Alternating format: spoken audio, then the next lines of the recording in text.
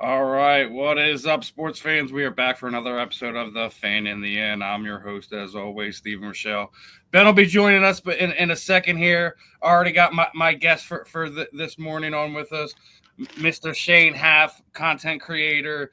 Definitely loving your content lately. One of your topics was one of my topics of debate last week with the whole Panay Sewell, Lane Johnson debate. Listen, I got all the love in the world for Panay. He's one of Tristan Wirfs are two of the upcoming tackles in football right now. Lane Johnson has been him for the last 10 years. He has been underrated, underappreciated, and he does it in a way where I think he does it right, man. Like, when they announced Panay was first team All Pro, what did he do? He taped up the stats between him and Panay on his locker room. Didn't go out in the media and cry and moan and say all this crazy nonsense. He just did it his way. And all these people are doing are they're continuing to giving Lane fuel to just maul the dude that's in front of him. His tape speaks for itself. I love what I see you doing on social media, trying to educate these Detroit Lion fans, these Detroit content creators who thinks that you're getting paid. I thought that was the funniest comment. Like, how much are you getting paid by Lane, Shane? I'm like, y'all realize these guys don't pay anybody anything when it comes to this type of content, but. Loving the back and forth on social media. We have to show our boy some love, and here's Ben right here, Mr. Troupe. What's up, man?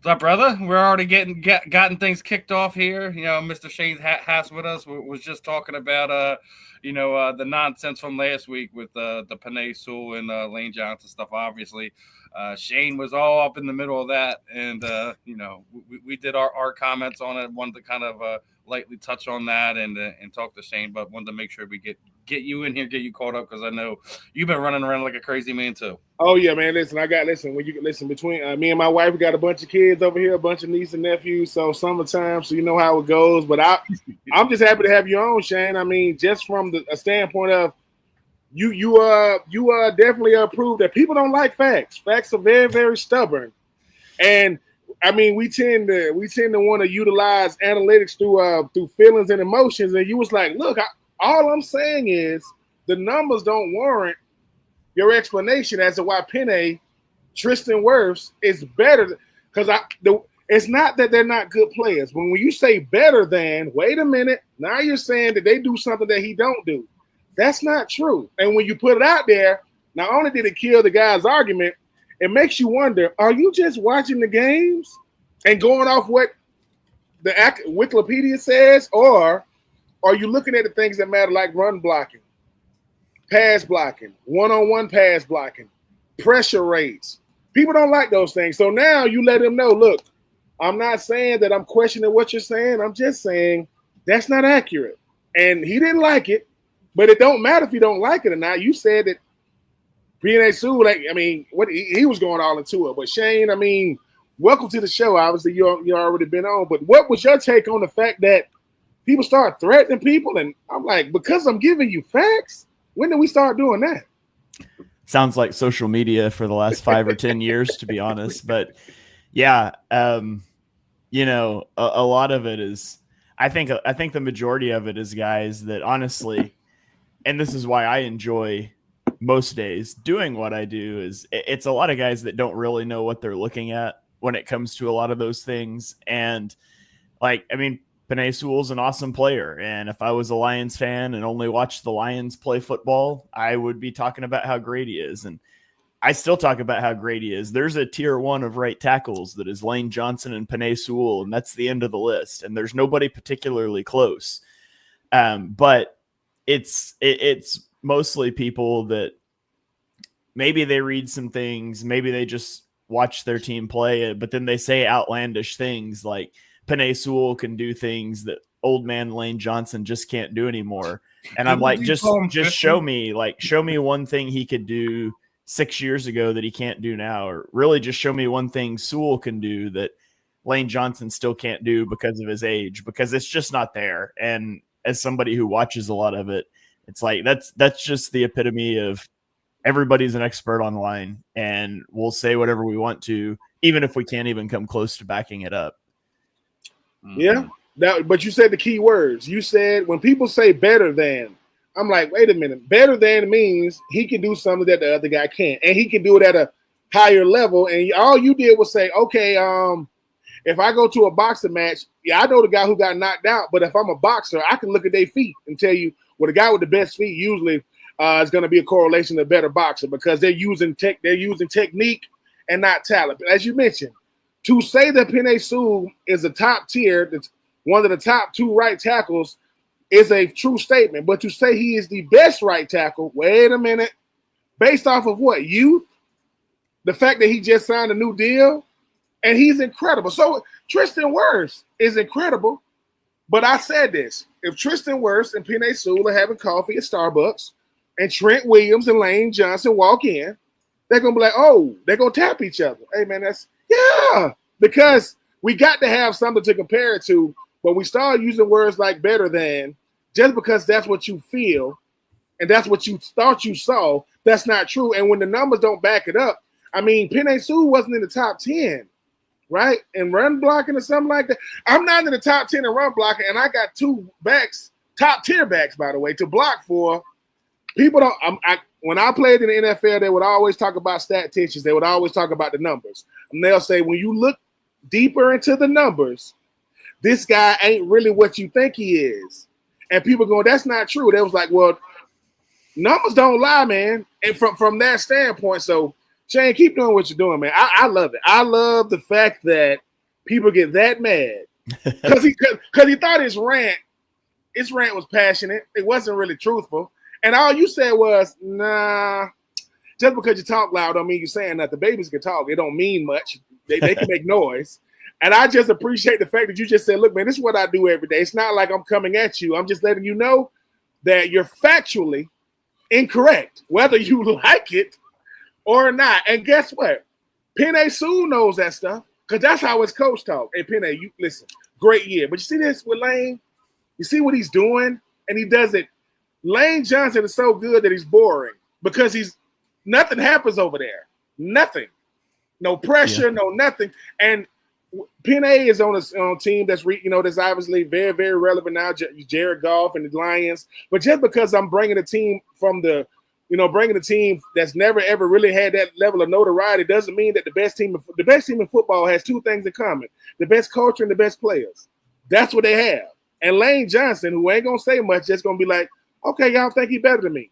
That's not true, but I can live with it.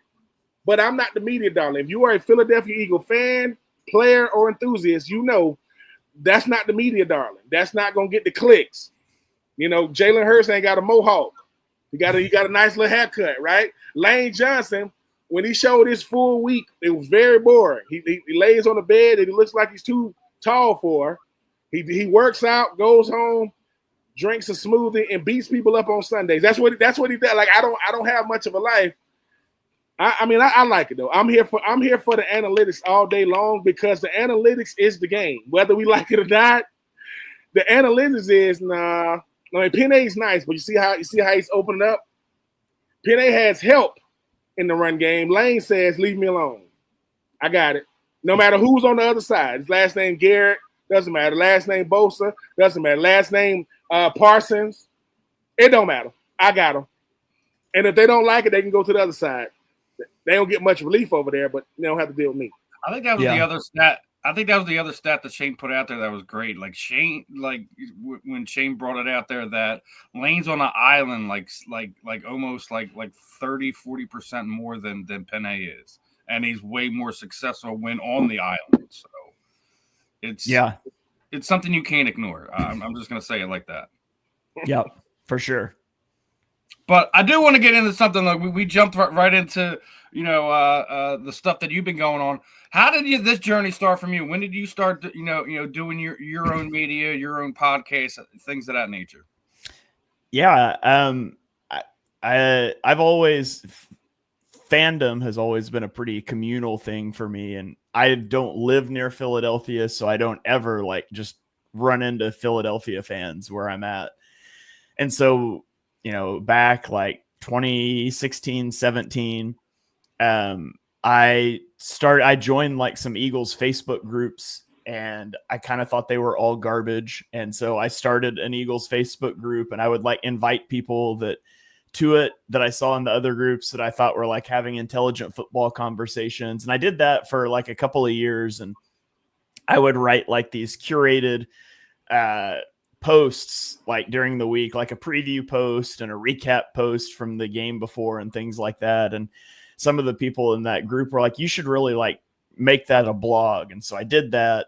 And then when COVID happened and I started teaching I was a teacher when I started teaching from home, I started writing for a website. And then, one of the guys on the website was I really think you should start a podcast, because I think that's more the future of media instead of writing. And I really pushed back on that because I loved writing. I was really good at it. And he was I think you should try it out. So I kind of did both for a little while and then fully transitioned to podcasting. I got picked up by BGN Radio for about a season and a half before SB Nation axed all of their podcast stuff, and then kind of launched out on my own after that. So it really just started as a way to talk about the game, talk about the team with people, and it kind of turned into what it is now. It's the way it goes sometimes. That's how I ran into this goofball, but that's underneath. Of course, I'm trying to tell you, it's a lot of times when people ask, everybody wants to know, hey Shane, hey Ben, they say how you getting the podcast, and you say, well, two reasons. One, I think I could do well at it. Two, I don't like the ones I see. It's not that I go on there and say, hey, some of these podcasts, let's be honest, we all got platforms. We all can yell and scream and say stuff. But sometimes you're like, what are they talking about? That has nothing to do with what the game is. Now, I get it. Everybody doesn't know the game. They just watch it. Everybody don't know how to break it down. They just looking at it. But those that do pave the way for those that don't, because sometimes you listen, Chase Daniels, you're going to start a franchise and not have Jalen Hurts based off of what? You want I call them you want the sexy regular season quarterbacks. That's what they are. They sexy regular season stat. I mean, fantasy owners love them. When the playoffs come, their games start going like this. And that's when it matters the most. And so I'm like, hey, yeah, I played the game, yes, but I know what I'm looking at. And I don't deserve any more clout because I played, because most of us that played can't talk football and really don't know football. We know how to play it, and we know what we're doing within the scheme. But like I said, but when I'm looking at things saying, hey, man, I want efficiency. Show me efficient football on a consistent level. I'll show you Super Bowl contenders, Super Bowl winners, because all that other stuff is great for fantasy football. I mean, I don't even know what the Pro Bowl is anymore. I mean, I really – if I want to see flag football, I can go watch my daughter play. If that's what it's going to be. But I like when someone says, hey, man, the Bosa's ain't as good as people think. Yes, they are. No, I'm not talking about the end of the season, because you can get 3 sacks in one game. How many sacks do we average a game? What is this? What is how much? Who gets the most pressure on the quarterback? What is the quarterback, time in the pocket? Release point. Things that people go, that's boring. Yeah, well, the best players, I bet you they ain't holding the ball. I bet you they're not doing things to get you beat. So it's that part. So yeah, man, Shane, we need people like you, sir, because at the end of the day, I like your cool, calm demeanor, but cool, calm demeanor, people don't like it. They be like, Shane, I hate you. You hate me because I'm telling the truth. Oh my God. It's just when Steve told me and he showed me what old boy was saying, I said, dude, nothing screams I lost this argument more than what you're saying back. Like, what's wrong with you? You don't even know this man.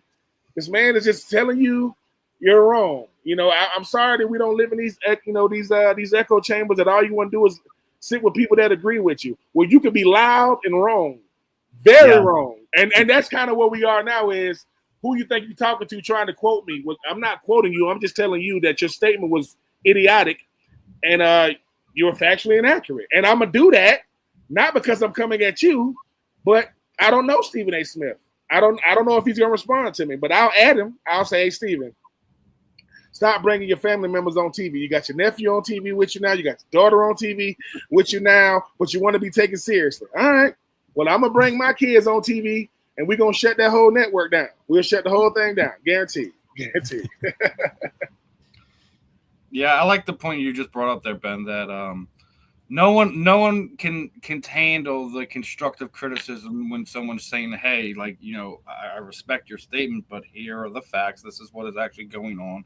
And then all of a sudden it goes to a personal attack. As soon as it goes to a personal attack or anything outside of the subject matter you were talking about, you won. And it's not about winning or losing. Mm-hmm. You know, as Shane was sitting there saying, it's really about educating people. It really is. Yeah, that's where, like, football is a very unique sport in that most people that watch it don't understand what's happening and why. And that's not a bad thing. Like, you can go be a casual fan of football, and I don't use that term negatively. Like, you can be a casual fan of you can be a casual fan of football and not full, like, you can understand, like, my team's good or this player's good, but not be able to, like, talk about why and understand what's happening in a way that you can't do with baseball or basketball. And it's because in football, so much of what is determining outcomes is just off the screen, because broadcast views in football are terrible. And so unless you're like going and watching these alternative views, it's so hard to tell anything about the majority of positions, you know, probably with the exception of line play. And even if you have access to those, it's such a complex game compared to other sports that you can watch it and not really know what you're looking at and why. Like, when I do like my all 22 posts after a game and I'm going through the game, like, there's so many times that, like, I've seen, you know, a quarterback get killed for throwing an interception in the end zone, and I'll go back and watch the all 22 and I'm like, process was sound. The receiver screwed up, or the defender just made a great play. Like, he read the right things. The defense won on that one.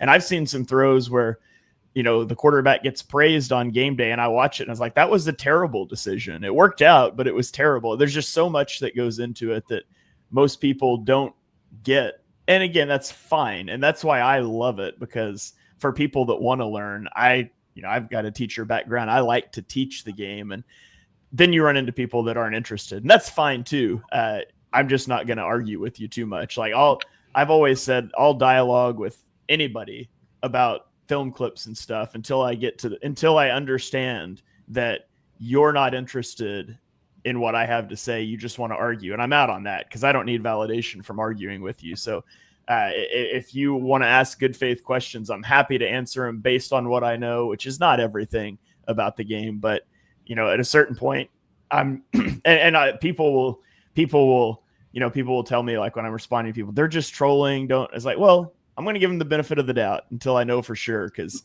I've dialogued with a lot of people that it started out that way, and we ended up, you know, having some good conversations. And so I'm willing to do that, but it becomes pretty clear sometimes that it's like, you just want to argue, and I'm not that interested in that.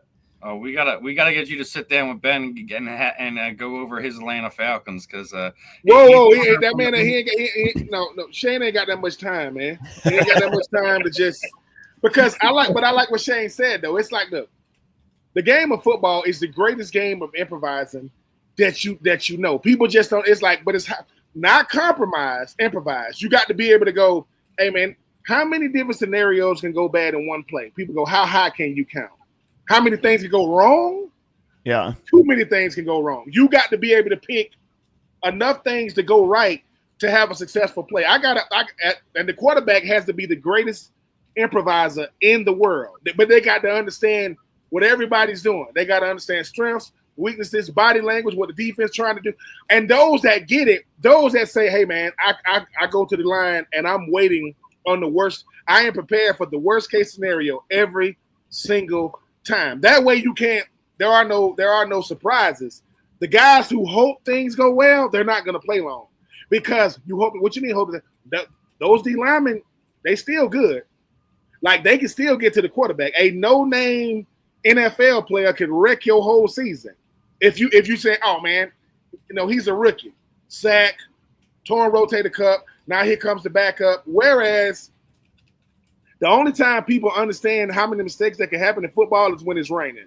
When it's raining, people go, okay, let's cut. Well, that can happen in great weather. I mean, a lot of things could go wrong. And the greatest place to things for go wrong is called special teams. It is so many things that could go wrong with special teams. And yeah, a student of the game with Shane, which it sounds like you are, you appreciate nuance. You appreciate, hey, dude, concepts is what win or lose games. Schemes is what you're going to run. But it's a concept, and it took me a long time to get when a coach would say, don't learn a play, learn the concept of it. Why? Because we can run the same play 30 different ways. It's the same play. I could put an O-lineman at wide receiver if that guy wasn't going to get the ball. He's just running through the safety. So, yeah, we're going to definitely have to have you back on, Shane. Just from you sound like the podcast version of like a John Gruden. Because he loves football. Like John Gruden loves breaking down the game more than he loves the game itself. He loves telling you why this is that. You know why that is? And the quarterback just stand there. Do you know why we're running this play? No. And think about it. So you my quarterback and you don't know why we're doing it, we're going to lose. You don't even know why. And that's the thing of learning the game. The learn the game is the why of the game. This is why is this. This is why is that. This is why you don't learn. That's why the tush push is the sky hook of football plays. You cannot stop it. And the only way it can be stopped if it's not done right. If someone says, see that guard, he took the wrong step, he took a false step. Why? So that D lineman got pressure, messed up the play. I think Jalen Hurts was built to be a tush pusher, whatever you want to call it, brotherly shove. And the fact that the NFL did not vote it out, thank you. The NFL did one thing right this offseason. Mr. Lurie, outside of giving millions of dollars to cancer research and different things, autism and different things, the tush push, the first play from scrimmage, just run out there, Jalen. You know what this is. Tush push all the way down the field. What is Michael Parsons and the company going to do? Nothing. There's nothing they can do. Yeah. Now, I know you said you only got 30 minutes. I want to get a few more questions in before we let you go along and get your day started and get your show going. But what are some of the things that you're looking forward to this season, regardless if we're talking the NFL in general, Eagles matchups? What are you looking forward to seeing out of the 2025 season? Yeah, I mean Eagles specifically. I'm really looking forward to seeing what the defense can do with Vic Fangio in year 2. And, he runs such a complicated system that typically it's taken time to install and really get going. And for the Eagles last year, it really seemed coming out of the bye week, they just seemed to elevate to another level. And that was a lot quicker than I expected. And so I'm curious, especially with as many young players as they had. So I'm curious to see, what additional things he can add in 2025. If the defense can play at near the same level. Obviously losing Slay is going to be a big loss. I don't think people fully realize just like how comfortable the Eagles were leaving their outside cornerbacks totally on an island last year and what it allowed them to do with safeties across the middle of the field. If you don't have that confidence this year, it's going to change some things defensively. So interested in that, seeing how the pass rush fares, losing Brandon Graham, losing Josh Sweat, losing Milton Williams, seeing what the next step is for some of those younger players, because that's a legitimate question for the Eagles defensively. And then across the NFL, I'm really interested just to see, especially some of these second-year quarterbacks. A guy like Drake May, who I was really high on, and I thought he did pretty well for being in a really bad situation, but what the Patriots are going to be able to do around him, and if Jaden Daniels can have the year that he had, if he can run that back, because a lot of times we see like that breakout season and then you fall off a little bit. And with Cliff Kingsbury, who's been known to fade down the back half of seasons, that didn't happen last year. And so there's a lot of storylines there, especially around like second year quarterbacks, that I'm really excited to see play out too. And Shane, I mean, even sticking with that, I mean, who's the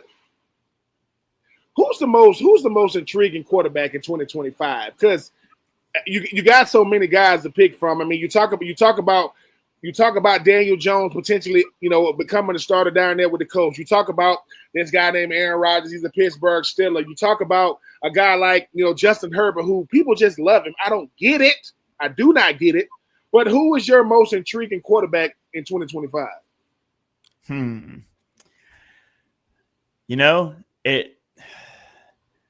It's not a, this is just the first name that popped into my head and it surprised me, but Jared Goff. I'm really interested to see what Jared Goff can do without Ben Johnson. We've talked a lot about, the Eagles fans certainly know the difficulty of replacing both coordinators. They had to do it after 2022, and 2023 kind of fell apart because they hired the wrong guys. And so the Lions are faced with that same situation right now, replacing both your OC and your DC, doing it with a quarterback that, Sean McVay got rid of. And I think Sean McVay is a genius when it comes to schematic things because he saw him as a limitation. And so he jettisons him, gets Matthew Stafford. They bring him into Detroit and he continues to get better. And I think Goff is a really good test case of like a quarterback that's good enough to start and how they continue to develop with more and more reps. And I think a lot of times quarterbacks don't get that. Well, now he's got years and years of reps with two really good play callers. And I don't know what the play calling is going to look like this year, but I'm really interested to see what that offense looks like because he's got a good O-line. He's got good skill players around him. It's a good culture. Is he going to be able to thrive, or is that a contract that the Lions are going to look back and regret? Because, that's way up in the air. That's something I thought at the time they signed him was like, that's great as long as Ben Johnson's there. So I'm really interested to see that. And then I guess on the flip side, what Caleb Williams looks like with Ben Johnson working with him this year. So it's all around Ben Johnson. The whole offensive line's been revamped. Yeah. Let's not forget that. Yeah. So yeah, it's really, I guess it's all around Ben Johnson and the quarterback he left and the one he went to, and somewhere in the middle, I feel like we might be able to quantify what exactly his contribution was. And I think it's a lot. You think Justin Fields is going to do well with the Jets this year, or is he going to be running for his life again? I don't know. I was a big Justin Fields guy when he came out in the draft, and I don't know if it's me sticking to my priors, which I try not to do, but I still feel like he almost hasn't gotten a fair shake a lot of places, from Chicago that was a disaster to the Steelers, who I did not think should have benched him to go to Wilson last year. I agree. Which in hindsight, the way they stumbled down the stretch, and now he goes to the Jets, which again, there's some good playmakers there, but the Jets just have never been able to put it together. I'm really rooting for Fields to make it work in New York. At this point, I'm growing more skeptical. And I also still think a little bit of me is going to be like, man, it was just a bad situation if it doesn't work out. But I'm rooting for the kid, and I'm hoping he's able to put it all together. Because, what I saw in him coming out of college was a guy I thought would really succeed. Dynamic runner, beautiful deep ball, a lot of like the same Jaden Daniels type of scouting profile is what I saw in Justin Fields, and it just hasn't come together for him. And, there's probably some things I need to reassess in how I evaluate that, but there's also an element of the right quarterback landing in the right spot with the right staff makes all the difference. And, Jaden Daniels might not have been as good as he was if he didn't land in Washington specifically last year. And I think you can look at a lot of cases of quarterbacks and ask those what if questions. Ben, last one before we let Shane go. When you think about this, the 2025 season, obviously, everybody's talking about the Eagles and what they're going to do. Everybody talking about Kansas City. Is the dynasty over? Who is, whether AFC or NFC, who is the next team to threaten either the Eagles or Kansas City to not just dethrone both of them and start winning Super Bowls, but to try to go on a nice run of their own? NFC, it's not a dynasty, but it's a biggest threat. My biggest threat to the Eagles this year in the NFC is the Rams. The Rams played the Eagles the closest game they had in the postseason last year. Matthew Stafford, when he's healthy, is just an incredible quarterback. And you're always going to have to quantify the if he's healthy thing. And at his age, like, I'm not saying they're like a budding dynasty, but for this year, like, if Stafford is healthy, you've got McVay, who I think is a top 2 or 3 coach in the league. And Puka Nacua is just incredible, and Kyron Williams, and you've got a lot of youth on the defense. I think they're a team that if Stafford gets hot can beat anybody in the league. So they're the team I'm most scared of in the NFC. I think the Commanders will take a small step back this year. I think they punched above their weight last season, and I do think they've got a really bright future as long as they continue to develop it. But I do think they punched above their weight a bit last year. I think the 49ers are going to fall apart. I just don't see that continuing to go. And I don't really know who else in the NFC. I think the Lions take a step back. The Vikings, you're essentially starting a rookie quarterback, and I think he could be good. And I really like Kevin O'Connell, but I could see it taking some time. So NFC, it's the Rams. I think AFC, it's probably the Ravens. And I mean, the Ravens have been really good for many years, and they haven't been able to get it done in the postseason. But as they continue to build that roster, and I continue to love their drafts, and I think they've got a really good head coach and offensive coordinator duo. I think Lamar Jackson's the second best quarterback in the NFL. So I think that they are the most threatening team to the Chiefs, and there's a lot of good teams in the AFC. I'm glad we're in the NFC. Yeah, I'm with you. It's like how we talk about basketball sometimes, how the West is so crazy, but the East is kind of winnable. There's this thing happening, that thing. I think that we're doing the same thing with that in football. The NFC East is there's 1 or 2 teams that the NFC East. The NFC is there's one or 2 teams that could potentially go to the Super Bowl. But if you look over in the AFC, you could say there's 5 different teams that if things go their way, they could go outside of the Kansas City Chiefs. So it's a fun time to be in the NFC if you're an Eagles fan. Yeah, absolutely. But as we let you go, Shane, what we typically do is kind of throw it over to you, man.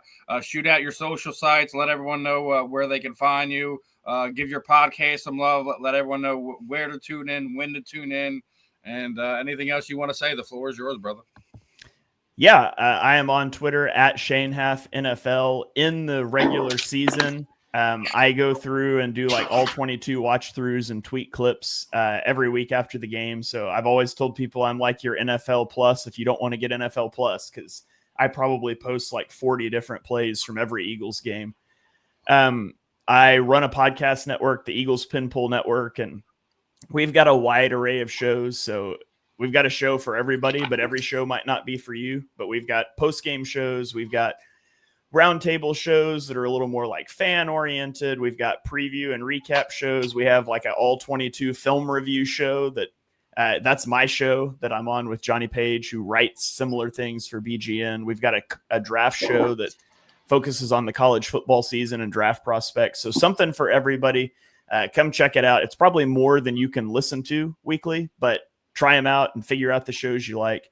And then if you want to support our stuff more, I have a Patreon, patreon.com/ontheshanepage. And Johnny and I do a lot of like exclusive video content and film things. We're actually, after this, going to be recording our final 2 all 22 watch-alongs for Eagles rookies. We're going to look at Miles Hinton and Cameron Williams. So we've been going through college all 22 film, and we can't post those publicly because those get Twitter accounts banned. So those are in our Patreon, and we've got a lot of other stuff over there. So people can come check that out as well. Well, definitely appreciate the time, brother. Listen, if you ever need me or Ben for anything, just give us a shout. We always love to collab and help out our fellow content creators, big, smaller, and different. So appreciate the time this morning. Go enjoy the rest of your afternoon, and yeah, let's do it again sometime, my friend. All right, sounds good. Thanks for having me, guys. It's always Appreciate a it. pleasure. All right, everyone. That was Shane Haff, and another great mind in the content sports realm. Somebody that I think everyone should try to keep an eye on.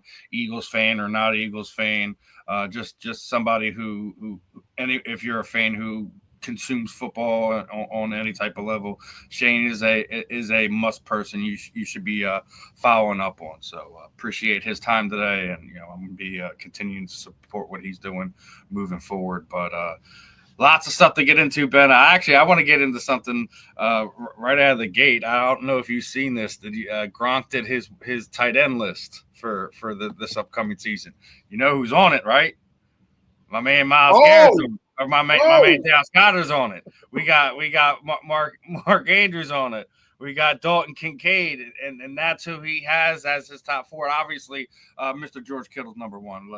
Let's be honest, we already knew that was coming. But are you surprised that Gronk had DG number two on that list, man? I am surprised. I mean, I'm not surprised that DG is on there. I'm surprised he got him number two. But once again, just like a Shane, just like a guy like Gronk, they know what they're looking at. They're not getting caught up in names. They're not getting caught up in Pro Bowls or notoriety. They're saying, I'm looking at production, week in and week out. And I know who had DG on there. That would be the Saints. The Saints, like, yeah, man, we still ain't covered this dude yet. I mean, he's coming wide open. Dallas, what makes Dallas really efficient and good tight end is it's only one ball to go around. You talk about Jalen, what he does throwing and running. You talk about Saquon. You talk about AJ. You know what I'm saying? You talk about Devontae. But I think he's the glue because he has to be the guy that comes open no matter what the situation is, no matter what the scenario is. And Dallas, I mean, and I give Dallas this much credit though. Yeah, his name was it came up when you talk about, he was a tradable piece. Was he going to be an Eagle this fall? He just goes about his business. Don't make no waves about it. I'm gonna go about my business. And when you need a play, listen, I love AJ. AJ is one of the most sure-handed receivers in the league. Devonta Smith will route you up. Dallas is consistent. That's what he is. He is. Look, I'm dependable. And I'm consistent. He reminds me of that you were talking about. That he reminds me of Jay Novacek. Doesn't got the gaudy numbers, but he's Mr. Reliable. Like when you need that, your quarterback is under duress. He's that security blanket. He's that check look. Like, okay, I'm in trouble here. Where's DG at?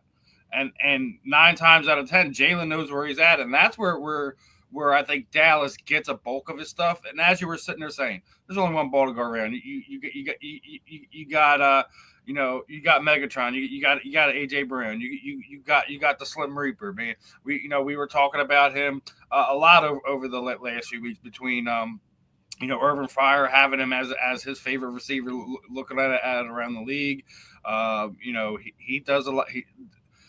He has a lot of things going on for him. And then, like you said, you have one of the better running games. So, like, Philly's an interesting thing. And as we were talking about, like, I just thought from the numbers wise and how he goes about things, I thought they were going to trade him. I thought that he wasn't going to make it through the draft.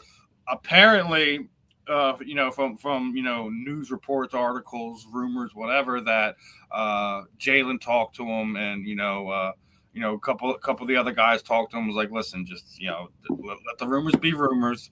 We want you back. They want you back. Just ride this out. And I'm sure for somewhat, like, I'm sure they were entertaining offers, but I don't think that for a second that the people that matter in that Eagles front office, that they were going to move him just because when he's on the field, and we talk about this all the time, availability is your best ability, but when he's on the field, he is a difference maker. They count on him for a lot of things in the passing game, in the blocking game. He's the Swiss Army knife on that team. I don't care what a lot of people say. Go ahead, Ben.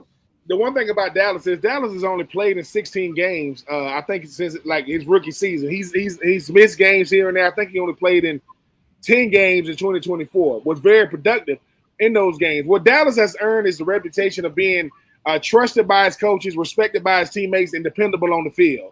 So when Gronk is watching him, he's saying, "Look, every time I see Dallas, every time I see Philly, in the run game, I know what I'm getting. In the passing game, we know what AJ is, we know what Devontae is. But when you talk about a chain mover, that's Dallas. Dallas, listen, I don't get a lot of touchdowns, but I get plenty of first downs. So I'm moving the chains. And as the NFC East defenders, he's a nightmare. Like Dallas can go out there. Dallas say, look, man, I don't got to be the fastest, but I can get open. I don't got to be the quickest, but I'm gonna make those guys dance when they out there on the field. And guess what? My quarterback, he trusts me. He trusts me to get open when we need it. And if you want to double AJ and you want to play a safety over top of Devontae, guess what? And I know Dotson got there really, really late. Dallas is like, I'm gonna get one-on-ones. That's not good. That's not good for now. One safety or linebacker in the National Football League, unless his first name is Fred, last name Warner. Outside of that, that's it. Remember the wild card game? He's stiff arming half the Green Bay's secondary all the way into the end zone. So I mean, yeah, that was a play that wasn't supposed to go that far, and Dallas was like, "Look, man, I have to make my presence felt." And when it happened, I was like, "Just get the ball to Dallas. Just get the ball to Dallas. If you're gonna be playing like that today, I mean, playing like a wild man today." He is. He's a Dallas is a Philadelphia Eagle through and through. He understands what it takes to win. He understands what it takes to go about his business, and that's what Dallas is. Listen, man, I don't make no way. I go about my business. I ain't got nothing to say. It's all about my play. And yeah, and when you see that, the greatest thing for a current player is to get validated by a former player. And when for Gronk to go and watch the tape and say these are the guys that stand, George Kittle is the best tight end in football because he can do it all. Dallas is right there because when people talk about the production of a Saquon Barkley in 2,000 yards, well, you can't do it with just four wides. You got to have a tight end on the field, and Dallas is on the field at the point of attack. So, hey, man, I like Dalton Kincaid as well, man, coming out of Utah. You know what I'm saying? I like that list. That's the name we don't hear. I'm glad that Gronk brought him up, and we didn't get like your traditional like a Brock Bowers or something like that. I love that Gronk showing his other tight ends love that we don't normally hear in the media run. So I'm glad DK was getting his love there, man. Hey man, that's what it. Listen, Gronk. For Dallas to get validated though to buy Gronk is to say, look, man, I'm watching, and I'm not looking at how many games you play. I'm looking at how you play when you play, and when you out there, you flash every single time. It doesn't matter what's going on with the defense. Doesn't matter what's going on with your supporting cast of Smith and Brown and Barkley and Hurts. When they need a play, he goes, Dallas, I'm coming to you. I got you. And that's all you're really looking for. I don't get caught up in the box score numbers. Sometimes we get the stat watching. I'm saying, well, what about production watch? Is he productive? Highly productive. How many games? If he started 10, he was productive in 10. And if Dallas can play a full season, that's only going to make that offense that much more dangerous. Yeah, it is. But appreciate Gronk. Giving DG that love there. Obviously, he don't get enough. There's a lot of guys in this league. We went through obviously we were talking about this last night, the top 100 list and all, and our underrated guys. So. There's we that list could have been twice as long, but we got to cut it down segment wise to make it get in. But wanted to cut to something else here. We don't talk about college football a whole lot this time of year, but came across this one, had to bring it out. People are sitting there now saying Archman is the best college football quarterback that we've seen since Tim Tebow entered the scene. Obviously, the correlation with Florida, I wanted to get your thoughts on this. Do you feel Arch Manning is probably the most highly touted quarterback prospect that we have in college football today? Or is there somebody else that should be getting the love outside of Arch? I mean, Paul Feinbaum, he's a big name in the college football space, analyst wise, TV personality wise. But when you do that to a player, this is why players never, ever really pan out. You're telling me arguably the greatest college football player, and you're comparing Arch Manning to that. Now, I remember Arch Manning when he came out, #1 recruit, end up going to Texas. Is Arch Manning a good quarterback? Absolutely. Is Arch Manning going to be able to put Texas back where they were, even though Ken Ewers has moved on to the NFL? Yes. But the best prospect since Tim Tebow, that's big words. That's high. That's extremely high praise. Now, Paul Finebaum can say what that that's what he feels, but I got to see that. I really, really got to see that because Tim Tebow got more. He got more rushing touchdowns in his career than Herschel Walker. You know what I'm saying? Tim Tebow is a 2-time national champion, Heisman Trophy winner. Could have played for 3 national championships, but things didn't go their way. That's high praise. Let me tell you a thing about the Mannings. I got a chance to play against Eli. Went 0-2 against Eli back-to-back years when he was at Ole Miss. His grandfather Archie, obviously, what he did at Ole Miss and what he did for New Orleans is unprecedented. Peyton Manning never beat Florida. At his time in Tennessee, he never beat Florida. I think that Arch wants his own legacy. That's why he didn't go to Tennessee. That's why he didn't go to Ole Miss. And he wants to do it his way. This type of praise coming from a guy that Paul Finebaum, when you talk about the face and the name in the college world, he's one of the biggest ones. But all you got to say is he reminds me of a young Tim Tebow. I can see that type of star power. But to say he's the best prospect since, I don't know about that. And yes, I'm biased because I went to Florida, but I saw Tim Tebow, the world saw him. We will see, Steven. But you want to know why players can never live up to the hype? It's for statements like that. It is, and we talk about it a lot on here, the nepotism in pro sports, and it's going to get even crazier. Do you see Notre Dame's lineup of nepotism they got going on over there? That you got Jerome Bettis' son, you got Ike Taylor's son, you got Plexico Burr's son, all going to Notre Dame this year. Good God. So, okay, when people talk about, now I get Jerome Bettis. Jerome Bettis is a Notre Dame legend, right? I hear you. I mean, was Mr. Swagger you himself?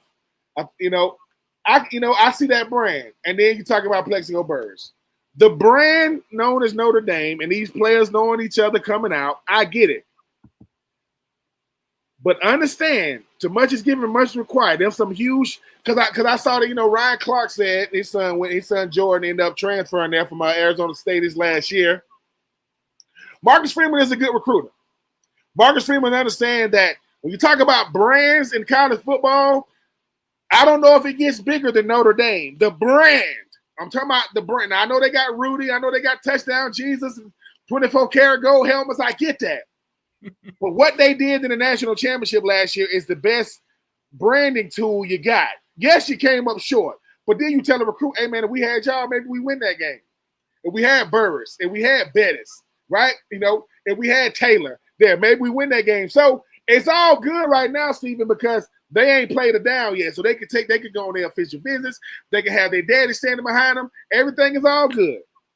But when it don't go well, the same guy who was telling you we need y'all will start blaming you because guess what? Marcus Freeman, his last playing days when he left Ohio State, now he's the head coach of Notre Dame. I think it's great. I think because I know that if I'm not mistaken, his name is escaping me right now. LeVar Arrington's son. He's going to Penn State wearing number 11, just like his dad did. I'm pretty sure that Charles Wilson's son has gotten recruited by Michigan. He's going to go there. We had Justin Marion on here. Sean Marion already got. Now he's about to be a freshman. Already got offered by Maryland. So I get the legacy. He's gotten 5 more since then. He's gotten 5 more since we talked to him, brother. It's the thing about Jerome Bettis' son is under the most pressure because his daddy was a Notre Dame legend.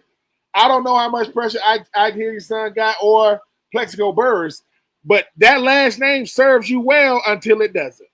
It's great to be those people until it's not. You can't run from it. You're gonna go from make you look like your dad. You remind me of your dad. You run like your dad. You play like your dad. Then they're gonna say, "Hey man, why ain't you playing like your dad? Why ain't you got that mentality like your dad?" So that's the thing about the nepotism thing. When you start talking about these players, it's great when it's working, but when it's not, whether your last name is Manning, Arrington, Burris, Taylor or Bettis, y'all got your own legacy, but that last name, you can't run from that. I will be watching them fighting Irish just to see how those guys do out there. And speaking of watching and branding, you see who they gave D-Jax for week number 2? They gave him the Manning. They gave him the Manning week number 2. You're going to have Delaware State versus Colorado week 2 of the college football season, September 6th. How you like them apples, man? They're not giving Deshaun Jackson any slack right there. He's probably going to have a rough first year. Deshaun Jackson is going to realize real quick. Deshaun Jackson is a football guy. I don't know if it ain't too many coaches, not named Michael Vick, not named Coach Prime, that can resonate with a player like Deshaun Jackson. That being said, Deshaun, whether it's Colorado, whether it's Norfolk State, whether it's Penn State, this is a results-driven business, and you can be a great hire. But you're going to have to do the thing that we require for you to be deemed a good coach. You got to win. And Colorado, it's going to be a great pregame. What you going up to Coach Prime, it's going to be star-studded. It's going to be that go Wallow, that go Gilly the Kid, that go all the celebrities. And they're going to try to lay it on you. So I think it's great for Deshaun because he ain't ducking nobody. And I appreciate, him saying, I'll come out there to Colorado. Now, if he does the unthinkable and beats Colorado, now that's gonna make headlines that ain't even sports oriented. But I love this for Deshaun Jackson. For people that play with him, they always talked about like how much he loved the game. He's a student of the game. He understands what it takes to win. So hey man, we get a chance to see now. It's Clinton Portis. Was Clinton Portis supposed to be on? I don't know if he's supposed to be on Delaware staff or Norfolk State staff, but hey man, being able to have former players be able to throw their hat in the ring in major college sports, whether that be HBCUs, FBS, FCS, NAIA, Ivy League, I'm here for it. But Deshaun, you get to come back to the link against Norfolk, and you get to go out there to Boulder and see how them Colorado boys look. Be careful, because every first year head coach trying to get a mulligan, but you're going to want to have something to build on 2026. We don't want 2025 to be a dud. Yeah, man, and there's some players that are already doing that for themselves in the NFL. I came across this one. We talk about Eagles and culture and everything like that, but we're all obviously the Miami Dolphins have been in the headlines in the last few weeks because literally anyone that had was a player that worth their salt has been getting out of Dodge faster than anybody can say. So this past offseason, the Eagles signed Kendall Lamb to add to that offensive line room, and then he was asked about it, and he was basically like, "I get it now. I get why they won. They've been to 2 Super Bowls in 3 years. No one's ever late. There's no toxic energy there. Players are staying after practice. Not just that, but the leaders in that room are sharing their personal stories, connecting with the younger guys and stuff like that. And he said it himself. Like, I get it now. It makes sense. It makes sense why they're a good team.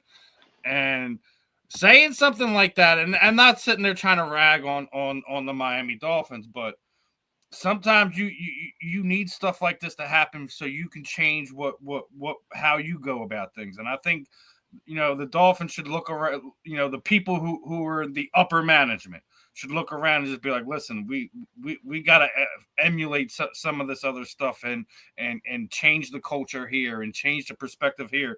Because not only that, like we talked about this before, they ran Vic Fangio out. He's too hard. He's too tough. He's too this. He don't have a problem here in Philadelphia. Everyone talks about how they love the guy. That he made the defensive players watch film before they went on to the Super Bowl parade.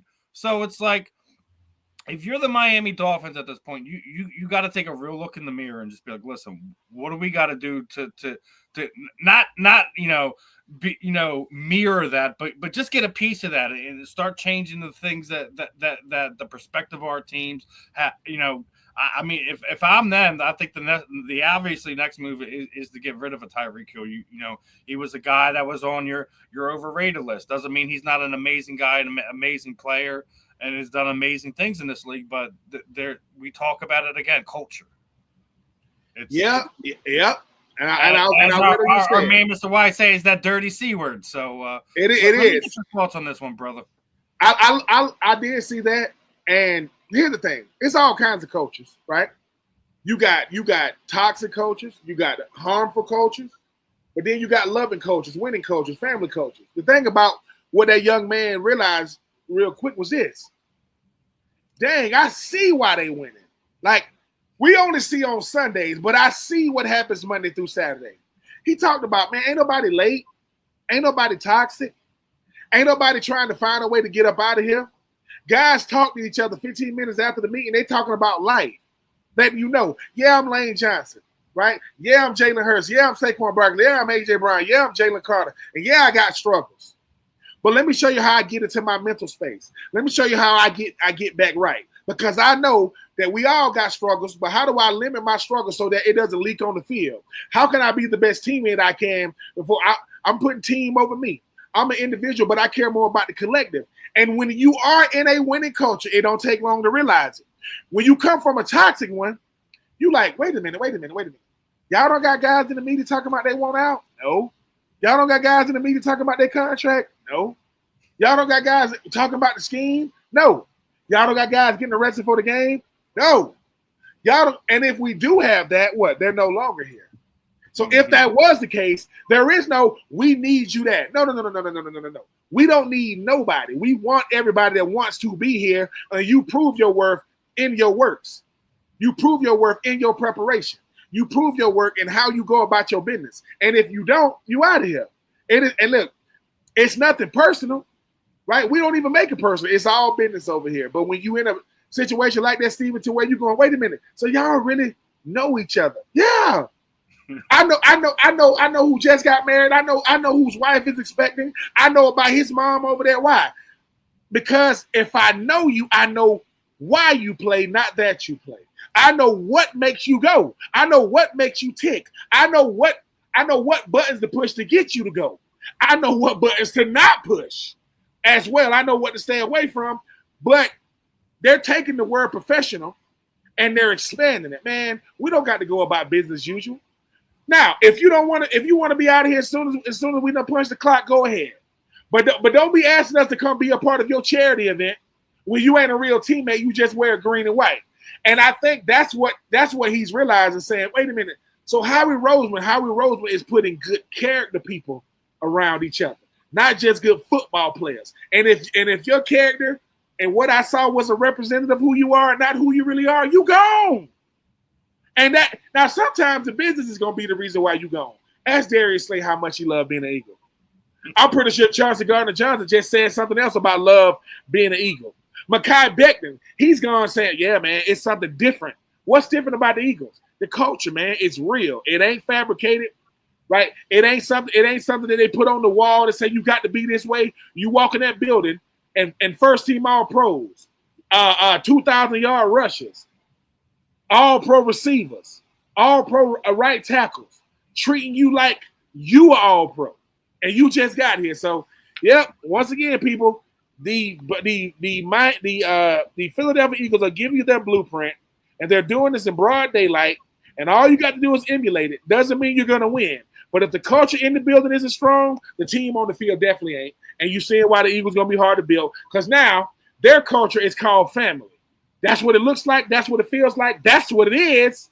And for those who don't understand it, either you got to play against the Eagles and lose, or wish you played for the Eagles and won. So it ain't gonna happen. So I respect that wholeheartedly. And talking about building things, so I came across this one graphic, and it read like this basically. After the before Jalen got here, think it was like the end of the 19 season and how badly that went. The Eagles were worth $2.9 million or $9 billion. You know what their estimated rate is this year? Jesus. $8.3 billion. We're just doing it right. Like, listen, we were, and the reason I mention this because we just seen the Los Angeles Lakers sell for $10 billion, right? And the Philadelphia Eagles have grown so much over the last 5, 6, 7 years that you can't turn away from it.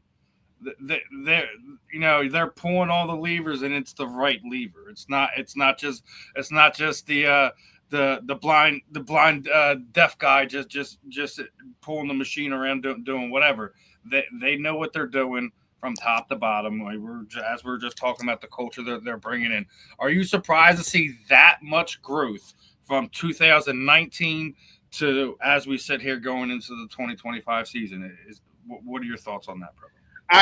No, I don't. I'm not surprised because two things are working. The product on the field is working, and you got an owner that's highly respected in the business world, in the sports world, in the world, period. Mr. Lurie understands that, look, I do not control what goes on the field, but if on the field is working, I control what happens in the image of the Eagles and myself and how I do off the field.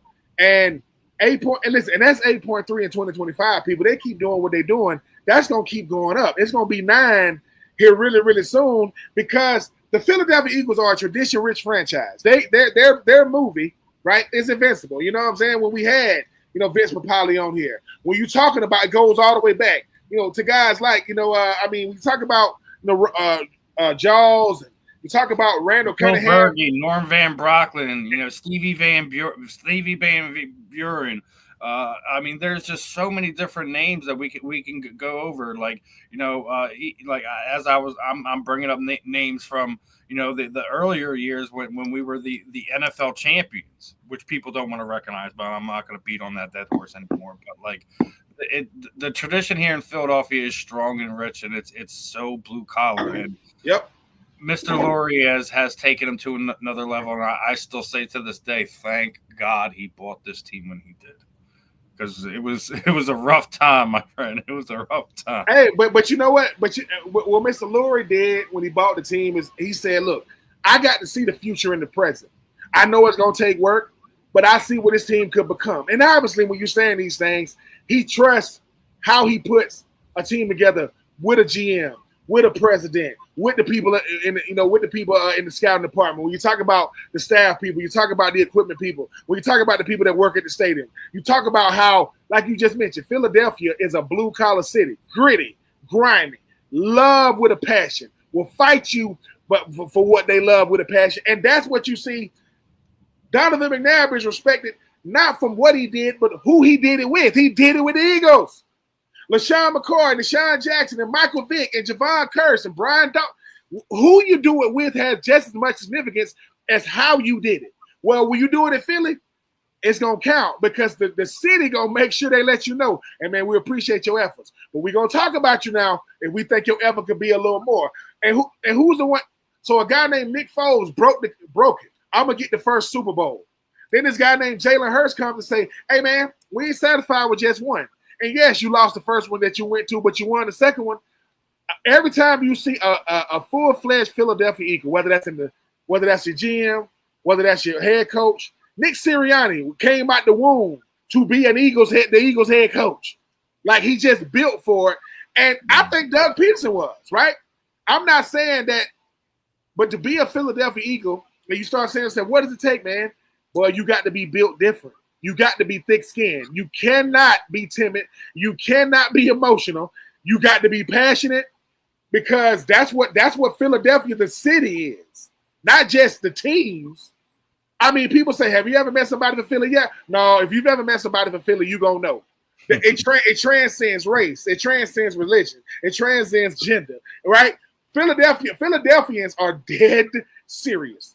When you tell a Philadelphia, hey, man, is it that serious? Yep, and I don't care because so the 8.3 billion is just a culmination of a lot of success for a lot of years, and now the world is catching up. The world is saying, wait a minute, Philadelphia been good? Yep. Philadelphia used to have to deal with Tampa Bay. That's who used to be their nemesis. When and Tampa Bay finally had to get over the hump. For Tampa Bay to become the franchise it had to deal with the Eagles. And when they finally won, so the Eagles got a storied tradition of not just the NFC East, but what they mean to the league. I mean, when Jalen Hurts was doing that freaking quarterback stuff, you talking about Randall Cunningham, you talking about Joe, you talking about Michael Vick. I mean, the guys that have come through here, and Jalen say, hey man, without y'all showing me the way, I wouldn't think I would have thought I had to pave the way. I ain't have to pave the way. I just don't. I'm driving a green Ferrari, and I just don't drive it fast. I drive it now. I just don't speed in it because everybody knows who I am. So yeah, I'm not surprised, Steven. And like I said, Philadelphia has done everything but the D word, and that's dynasty. And they want it. They want to say, no, we were a dynasty. How do you get dynasties, you say? Multiple Super Bowls. They already got 2, but now we're talking about, I believe, to get to that first one, it took a long time to get there. I think what y'all are doing now, y'all are telling Kansas City, y'all will not be the talk of the 2020s in the early it's going to be y'all and us, because respect comes when you beat the team that no one thinks can be dethroned, and you keep that respect when you keep winning. Oh, you thought we know who Kansas City is, but Kansas City got dethroned because of us, right? And New England got dethroned because of Philly. Shut that down. That's it.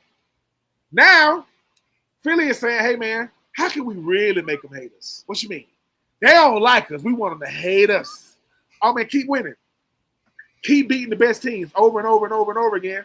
And, yeah, man, shout out to the Eagles. Shout out to Mr. Lawrence. Shout out to Howard Roseman. Shout out to Philadelphians who, and I hate to bring this up, they don't want to hear the words, the process.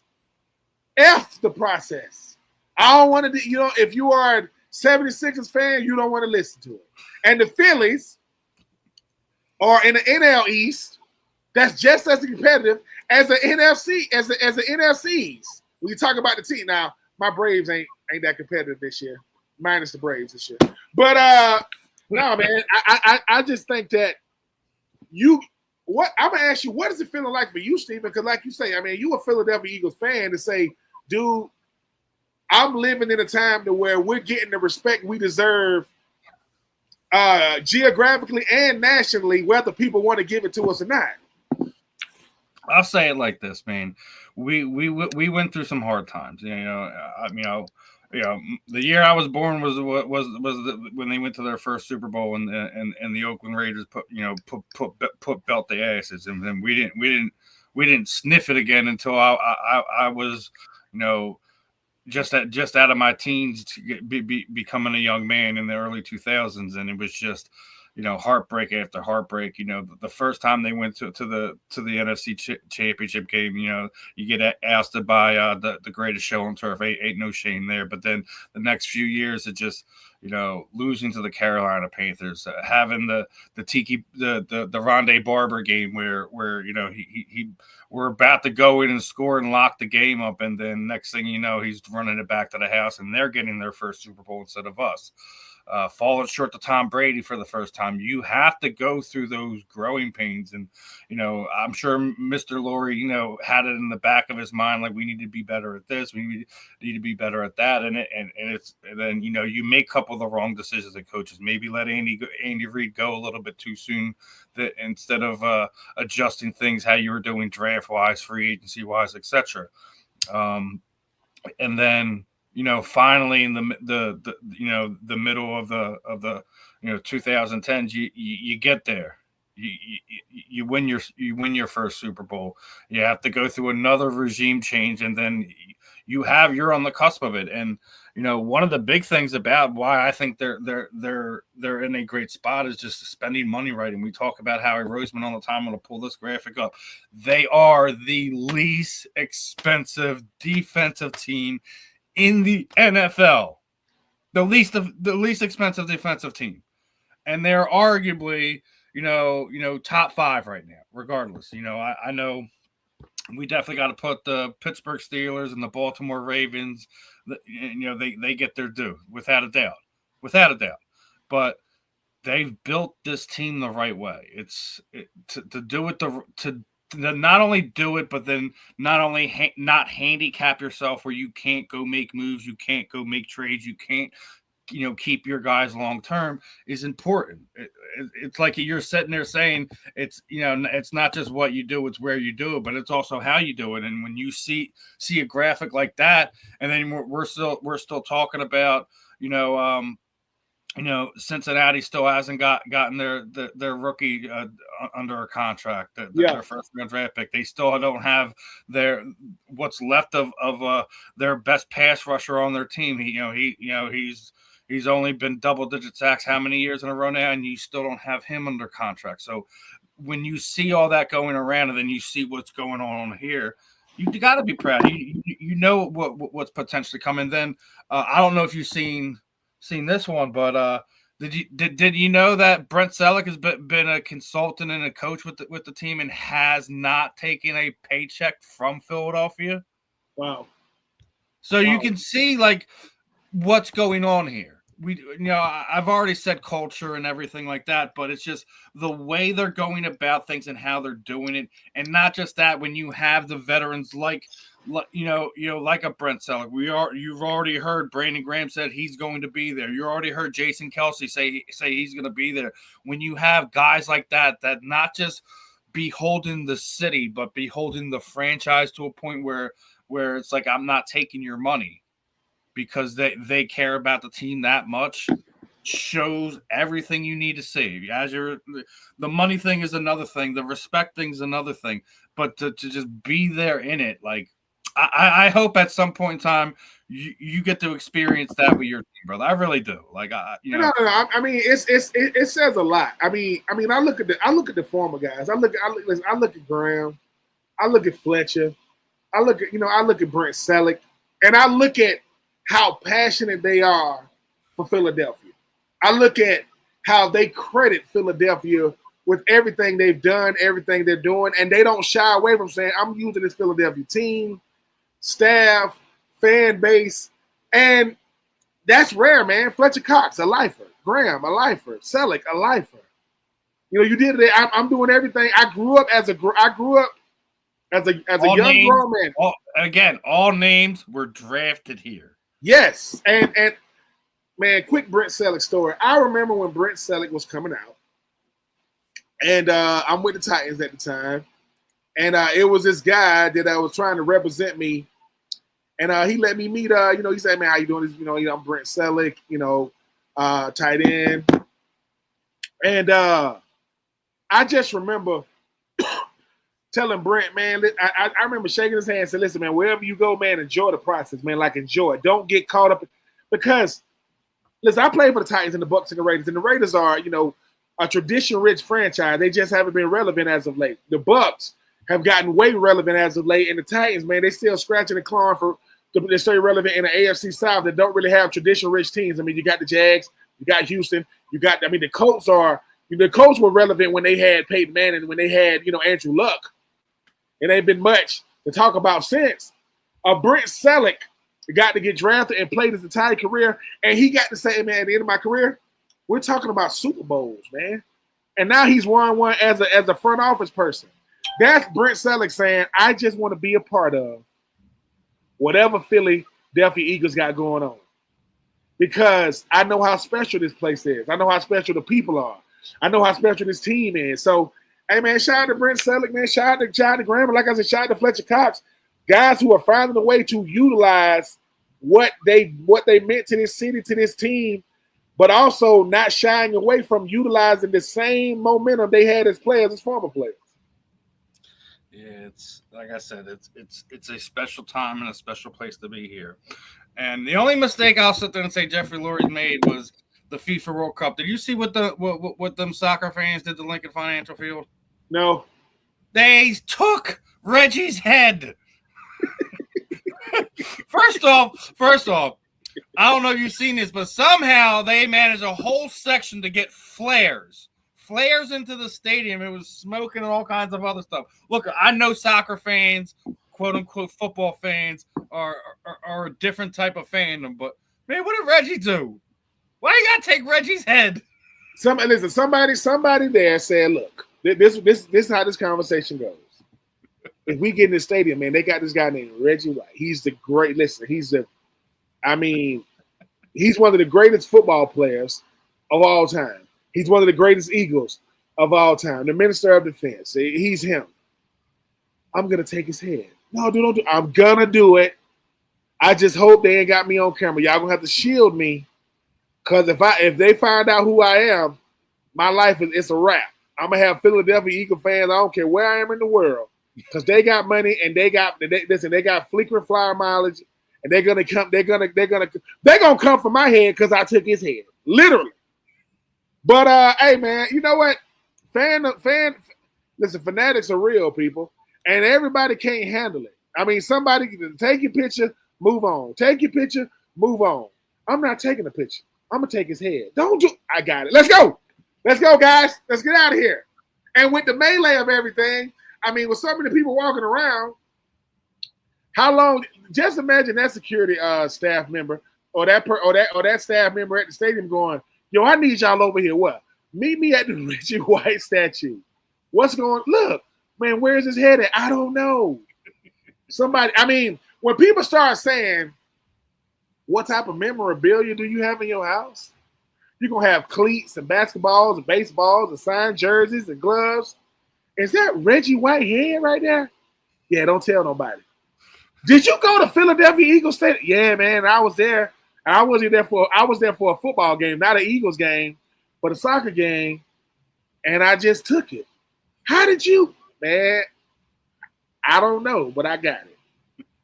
Listen, you know, that's crazy. That's crazy. Now, I officially do not want to hear that the Eagles fans are out of control anymore. Listen, we do a lot of crazy knuckleheaded type stuff, but we don't vandalize other teams' stadiums and mess with the stuff in there. We might talk a little smack. We might get in a little fisticuffs and get in some heated words exchange, but we ain't taking your stuff. So yeah. I mean listen, whoever you are, wherever you are, give it back. No. Just no, and do it anonymously. You probably should do it. You need to do it anonymously just for your safety. But give it. Listen. Have it sent to Mr. Lurie or have their mailing address. Give it back. And I know we live in a crazy world to where we asking people to give people heads back off of statues. But yeah. Give a bobblehead statue in there. It should have been an actual statue. That's what I'm saying. It's like, how did you even do that? Like, what in the world, man? That's crazy. That's too crazy. And speaking of craziness, I wanted to get your thoughts on this one. Now, remember when we were talking, pre-draft, pre-free agency, the Raiders were in a situation they were going to need a quarterback, right? And obviously, Tom Brady's a part of it. Did you know he vetoed Sam Darnold coming there? Oh. So that he was like, nope, I don't want no parts of that. He vetoed Sam Darnold being brought in as the replacement and for a Geno Smith. So if you're Geno Smith right now and you're reading that, you pumping your chest out a little bit more. Yeah, like the goat knows what's up. Yeah, I mean, well, look, just like I give Gronk a lot of credit knowing what he's seeing when you're talking about tight ends. If Tom Brady don't know quarterbacks, no one does. And Sam Darnold, he respects what Sam Darnold did, but he doesn't respect the fact that it's an outlier year. Like, team was great around you, offense was great around you, scheme was great around you. You wasn't seeing ghosts. You're not in New York. You had a great year. What Tom Brady's saying is, I think that's all it is. I'm trying to help build something with Pete Carroll as an owner, and Pete Carroll being the head coach. I've seen Geno do it. I know what Geno is capable of. Sam ain't coming here. Sam ain't, and look, and people, and I look at that as a respect thing. He's saying, Sam, look, man, I'm letting you know right now, Geno is not going to get a year to figure it out. He understands who Pete Carroll is because he played under Pete Carroll. He understands the culture that Pete Carroll is trying to build. And he had some success with the Jets. Now, y'all both started with the Jets. I get it. But Geno had some success with the Jets. It's just the Jets were already the Jets when he got there, and then they continued on when you got there. Geno was a second-round pick. I want to say Sam Darnold was a third overall pick. If Geno said they called me out or they counted me out, but I ain't called back though. Yeah, I remember that. So it's one of those things that Sam landed on his feet in Seattle, and he just realized, man, Tom Brady was like, hey, man, we're not doing that one-year wonder stuff. Not with a guy that's been in the league 5-6 years already. No. Because if he did the one-year wonder thing on the same team that he got drafted by, he finally put it together, that's different. No, he did it on a team that brought him in to be a backup. The starter gets hurt, and with Jordan Addison and T.J. Hockenson and Justin Jefferson, right, and company, he was able to go out there and make it happen. Well, I don't believe it. I believe they won because of him, but it wasn't because of him. Yeah, he had to be there. So, yeah, I mean, I respect that. Tom Brady's like, look, man, if y'all think I care about how people see me, no, I don't. I'm Tom Brady. My jersey is already going to be retired to New England, and you don't got to like me. But guess what? Sam I am will not be Sam here.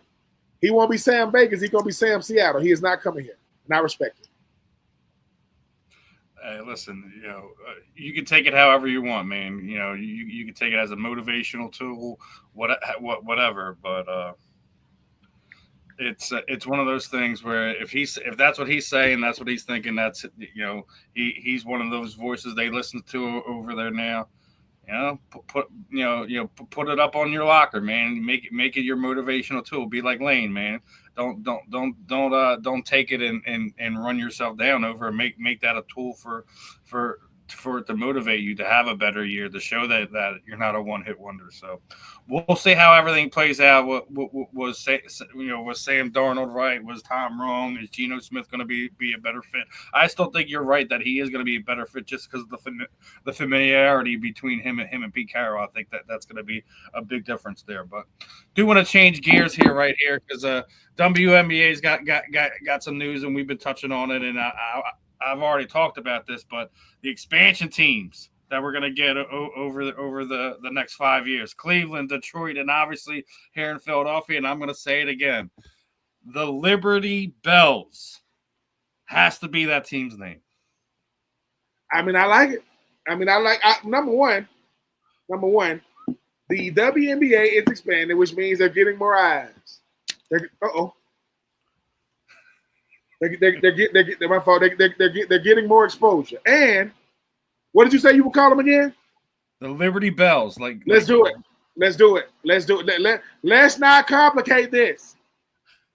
The Philadelphia Liberty Bells. And once again, Stephen, I think that the Liberty Bells are going to be under the most pressure. I know it's going to be a little while before they actually get that franchise. But when we talk about what can men and males and our voices do, show up to these games. Talk about these players. Because here's the thing. The greatest thing we can do for women's sports is talk about them equally. Good or bad. Because when it comes to the exposure that they want, they always say, hey, man, don't treat us differently. Okay. All right. We're going to do that. Because what happens is people don't get how harsh we are when it comes to men and how we talk about them in sports and life in general. When the Philadelphia Liberty Bells come to Philly, Gilly the Kid, Stephen Rychel, Brian Westbrook, Fletcher Cox, Brent Selleck. You know Jalen Hurts gonna be in the building. You already know, and I can see him having ownership in the Philadelphia Liberty. I can see him doing that. What that does is that gets the eyes that they want. That gets the exposure that they want. And hopefully that'll start helping them start getting the money. But once again, ladies, when we talk about y'all, the way we talk about the guys, don't take it personal. That's just what it is. Because if you in Philadelphia and you are a pro franchise, you talking about the Flyers? You talk about the 76ers? You talk about the Eagles, right? Talk about the Phillies. It is equal criticism. Equal. Bryce Harper might have the nicest hair in Philly, but if they see him and he ain't playing right, what's up, Bryce? So that's what you got to appreciate about Philadelphia. Ain't no is that Jalen. Ain't no is that Saquon. Ain't no is that Nolan. Ain't no is that Lane. Yeah. I mean, how we looking this season? What you mean? You Lane Johnson, right? What's up? So, yeah, Philadelphia Liberty Bells, let's do it. Let's do it. I think that would be appropriate. I mean, I'm sure that there's going to be other things and debates and stuff like that. I just think that works. That's just my personal opinion. But moving on a little bit forward, looking forward to both the other franchises, Cleveland, Detroit, but obviously excited for the women in the area who are going to want to be, putting their hand in to potentially be a WNBA player. So you're going to get another major franchise here in Philadelphia. But the All-Star voting had closed for the current players, and no surprise, Caitlin Clark had more votes than all the other WNBA All-Stars combined. I mean, look, there's needle mover. There's popularity and there's Caitlin Clark. I'm gonna keep saying this. She is the most important player in the WNBA. She the ones that move the needle, as you mentioned, Steven. She's the one that moved when we talk about ratings, when you talk about eyes, Caitlin Clark is gonna draw a crowd. But here's the thing: she can hoop. She's not a gimmick. She's not a side act. She's not a sideshow. She can hoop. Ask those girls she played with in college. Ask who she's playing with now. She gets people in the seats. And I'm just hoping that the WNBA understands how they can market her better. How they can that's what you're supposed to do, right? Yeah. You're supposed to you're supposed to do it. I mean, Kansas City, not Kansas, Patrick Mahomes. Doesn't he get marketed well? He gets marketed extremely well. I'm tired of the State Farm commercials too, but it's marketing. It's national. I mean, Travis Kelce have been on them. Andy Reid have been on them. It's marketing. Find a way to market Caitlin Clark better. And if you don't like her, it's because you don't like sports. And if you hate her, it's because you hate your life. Get you a life. Get you some business. That aspect. That's crazy. That's crazy. Did you see this graphic here, right? So they broke the whole thing down, right? Why is Caitlin Clark ranked 9th? The 9th best guard in the WNBA by her peers. As the fan, she's number 1, granted. Media ranks her 3rd. Probably should be a little bit further back, maybe like 5th, right? But her peers has ranked her the 9th best guard in the WNBA. Y'all need to stop this. Yes. Y'all need to stop this. It's bad. It's out of control. It's not a good look for you. I mean, hell, you even got fans showing up to games, right? Number 1 in your nightmare. The even the Caitlin Clark fans are getting him. Like, listen, fine. You want to hate on her? Hate on her. It just don't make sense. Y'all are doing it to the point where it's making y'all look like you have low basketball IQ. Yep. And y'all are smart women. Y'all are better than this. You really are. It's one of the greatest things the NFL ever instituted from the players, for the players, about the players, is the top 100. That's voted on by the players, right? That's voted on. The players might hate going against Lamar and Patrick, but they're going to vote them where they're supposed to be. I don't got to like them, but I respect them. I respect their game. I respect what they mean to the league, to the position, right? I respect what they mean to us. The WNBA needs to get off it. The 9th rank, she's not even the 9th ranked player, let alone the 9th ranked guard. When the WNBA decides, as a collective, as a league, to say, why can't we embrace if we won't embrace our own, why should we expect the public to embrace us? If the public is watching us deal with Caitlin the way we have, but we want them to watch, no, that's laughable. Caitlin Clark, there aren't many players in the WNBA that the average person, male or female, knows. They know who Caitlin Clark is. Oh, yeah, that's a girl to play for the female. That means something. I remember at its peak, any black man in the National Football League wearing a suit, you ask a little kid, who is that? Cam Newton. Because that's what they associated with. Because that's how he used to present himself. That means something. So now the players who know basketball, play basketball, embody basketball, said that Caitlin Clark is the ninth best guard. That is laughable at best. That is shameful. Y'all need to get off of it. I am embracing what you say and feel about Caitlin Clark in the privacy of your own home is not what you're supposed to do in the public. What are you? Nobody likes their boss. Not usually, but they gonna respect their position, right? Y'all might not like Caitlin Clark. What about her game? Oh, she nice. Prove it. It's 8 guards in the league better than Caitlin. Yeah. It ain't 8 women basketball players on the planet better than Caitlin. What? So all I'm saying is, Stephen, this is the microcosm of jealousy in a way that they need to let go of, man. Embracing her don't mean you get to compete against her. But the problem is when you compete against her, she show y'all. Now she gonna be saying 9, huh? Whoop, there go another 3. 9 logo. You can't dip. She's nice. And I there were players when I was in the National Football League that I didn't necessarily like what the most fond of. But if you ask me about them as a player, I'm gonna tell you the truth. Oh yeah, man, he the truth. Oh yeah, that guy right there. But because I can separate competition from reality. Competition is she's better than the most of y'all. Reality is she's better. What you mean you don't got to like it? Skylar Diggins. Ask Aja Wilson, best player in the NBA. Where would you rank? Where would you put Caitlin Clark? Oh man, she one of the ones. Yeah, she's the night. The person you mentioned is the best player in the WNBA. We know this, and you've already talked about this. We know it's not just Caitlin Clark, and there's plenty of other girls in the league that are amazing athletes and should get the notoriety as well. But we can't fault the fact that as a whole, the United States of America, internationally, etc.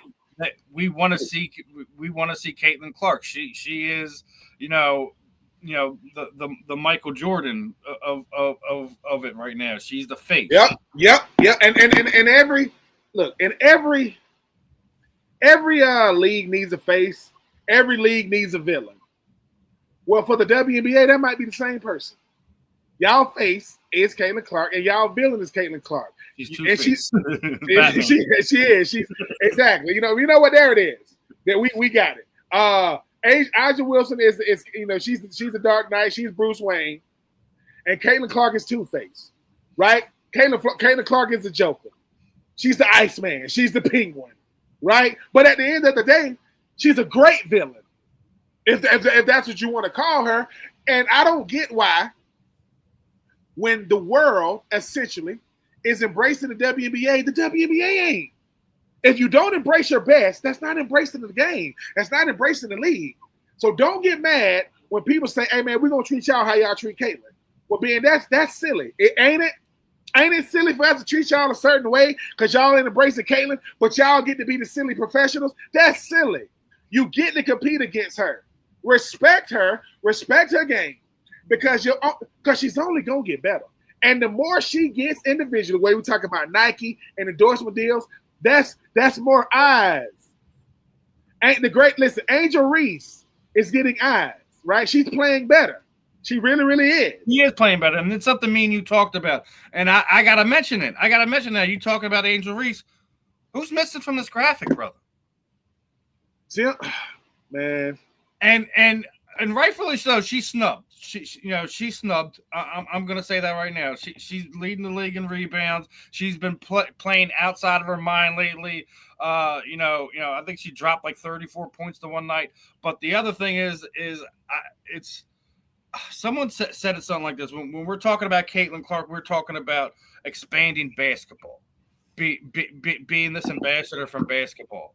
When we talk about Angel Reese, as amazing of a basketball player is, it's about the flash. It's about being an influencer. She is that other side of the coin. I mean, you talked about this, like the Johnson and Bird effect that we're having. Yep. In the WNBA, and and listen, as hard as I am on Angel Reese for certain things, and we were talking about how she won, BET's Sportswoman of the Year is now the third time in the row where we felt like someone else should have won it this year. That being said, that not having her on the All-Star team is another just as ridiculous as putting Caitlin Clark the 9 guard in the league. It is ridiculous. She is the best rebounder in the WNBA. It's not a close. It's not. The next person is 10 miles away from her in that area. Now, I'm not like she's only in her second year in the league. She's going to get better. She's going to get better at those other things, especially if she keeps working at it the way she has been. I'm not sitting there saying she deals with every situation in the right way or nothing, but telling her that she's not an all-star at this point in time in her career is just as big of a disservice as what we're doing to Caitlin. Yep, and I think you just said it. Whenever these marketing people, branding people get together, they say, "Lammy, we need to do a Reese Clark campaign," but also enter Wilson. It should be Aja. It should be Caitlin. It should be Angel. We got to have the best player in the league. We got to have the most important player in the league, and we got to have the best rebounder. Let's face it. Caitlin Clark, Angel Reese came out during the time where social media was booming, which is booming now. And you're gonna get, they're gonna get the followers, you're gonna get the likes, you're gonna get the retweets, you're gonna get the eyes, you're gonna get the exposure. I think what Angel Reese realized real quick is I don't want to be tied to Caitlin Clark and simply be a person that fouls her, that plays hard against her. I want to be known for something. I want to be the best rebounder in the league. Am I going to be the best scorer? No. Am I going to be the most efficient offensive player? No. Can I be the best rebounder? Yep. And I can be the best rebounder as long as I'm in the WNBA. I can do that. Because Aja Wilson is a bucket. Caitlin Clark is a bucket. I got to be known for what I do. That way when I speak, people listen. I don't want to be known for just what I say and not what I do. And I think you hit it on the head, Stephen. They're gonna have to embrace Caitlin. They're gonna have to embrace Caitlin as a league, and they're gonna have to embrace Caitlin as individual WNBA players. Aja Wilson is going to have to be given more exposure because the face of any league, people should know. Put her on a commercial with Patrick Mahomes, right? I don't know who's the best player in baseball, but baseball ain't lacking exposure right now. They got a bunch of really, really good players. Put her on there with Shohei. Who's going to argue that Shohei ain't the best player in baseball for what he does on the mound, what he does in the outfield, and what he does at the freaking plate? My goodness. But I think that's the thing that, listen, go back to the times to where, Wayne Gretzky and Bo Jackson, those guys had they freaking cartoon. You're taking the best players or the best athletes and you're giving them certain things. I just think that when you make Caitlin Clark the ninth best ranked guard, that make you go, what are we doing? Like, what are we talking about? Someone says, yeah, Patrick Mahomes, he's the ninth best ranked quarterback right now. Man, we can't even air this. What? We can't even air this, dude. Why? Because we look incompetent. We look like idiots when we do that. But he is the ninth best. No, in your dreams, he's the ninth best.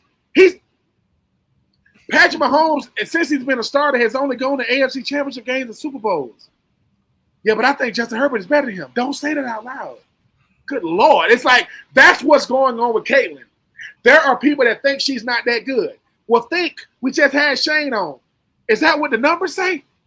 Is that what the efficiency says? Is that what the 3-point? Listen, Caitlin's missed games and still has the most assists, the best numbers in that area. She's not just somebody who shoots it. She's a facilitator. She does things so well. And the same thing as we're going back to Angel Reese not being an all-star starter. She absolutely is. I don't care. I don't care if you don't like her game. You don't like what she says. You don't like her.